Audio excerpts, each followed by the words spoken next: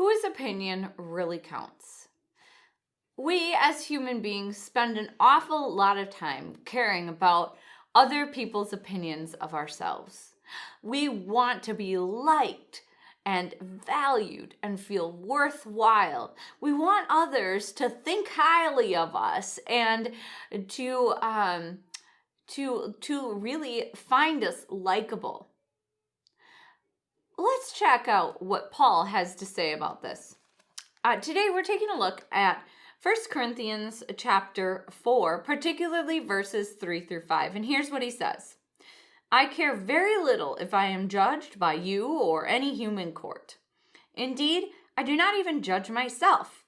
My conscience is clear, but that does not make me innocent. It is the Lord who judges me.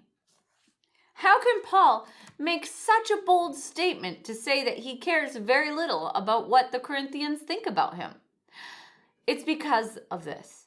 He understands that it is Jesus who has the final say. It is Jesus who will determine his final place.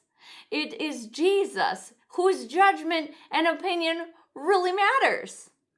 And Paul spends his whole life trying to please God. And thus, really, he's kind of saying, let the chips fall where they may.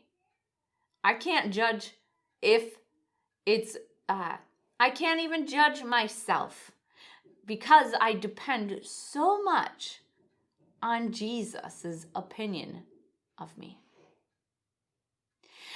And so if we're not even to judge ourselves, then Paul goes on to say, therefore, judge nothing before the appointed time. Wait till the Lord comes. He will bring to light what is hidden in darkness and will expose the motives of men's heart. At that time, each will receive his praise from God. So we oftentimes hear the statement, don't judge others, right? Don't judge. Well, really what Paul is pointing out here is that we are not to draw conclusions about others' eternal destination or rewards. It's not our current role to form an opinion about others' standings before Jesus. Why? Because it's Jesus' job to do that. In 2 Corinthians chapter 5, verse 10, it says, we must all appear before the judgment seat of Christ, that each one may receive what is due him for the things done in the body, whether good or bad. Jesus really has the final say, and we don't. Thus, any judgment on our part is premature. That's really the bottom line. And why is that? It's because we don't have all the information. It's incomplete. We can't make a good judgment about others because not everything is out in the open. That's what Paul says here in our chapter that we're looking at, chapter 4, 1 Corinthians, that at the end he'll bring everything to light. Nothing will be hidden anymore.